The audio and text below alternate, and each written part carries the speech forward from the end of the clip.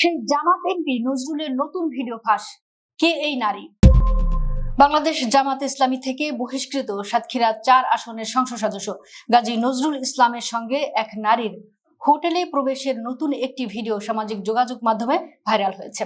ভিডিওতে দেখা যাওয়া ওই নারী তার দাবি করা দ্বিতীয় স্ত্রী মরিয়ম আক্তার কিনা তা স্বাধীনভাবে যাচাই করা সম্ভব হয়নি।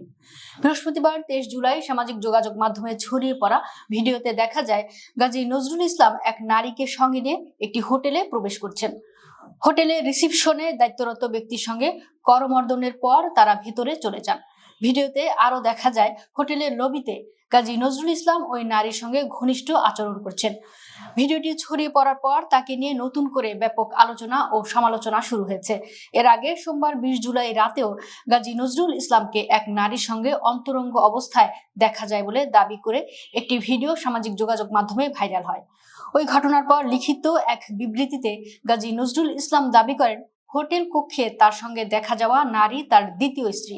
তিনি জানান, গত ১৩ জুলাই তিনি তার প্রথম স্ত্রী মোসাম্মদ মাকসুদা বেগম, দ্বিতীয় স্ত্রী মরিয়ম আক্তার এবং গাড়ি চালক ওবায়দুল্লাহকে নিয়ে দ্বিতীয় স্ত্রীর বাবা মোহাম্মদ মাসুম বিল্লার মগবাজারের ব্যবসায়িক কার্যালয়ে যান।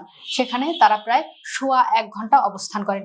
এদিকে বুধবার ২২ জুলাই রাজধানীর মিন্টু রোডে বিরোধী দলীয় নেতার সরকারি বাসভবনে জামাতে ইসলামীর আমির ডাক্তার শফিকুর রহমানের সভাপতিত্বে কেন্দ্রীয় নির্বাহী পরিষদের সভায় গাজী নজরুল ইসলামকে দল থেকে বহিষ্কারের সিদ্ধান্ত নেওয়া হয়। দলের পক্ষ থেকে জানানো হয়, তার বিরুদ্ধে সাংগঠনিক তদন্তে নৈতিক স্থলনের অভিযোগ প্রমাণিত হয় তাকে বাংলাদেশ জামাত ইসলামী থেকে বহিষ্কার করা হয়েছে।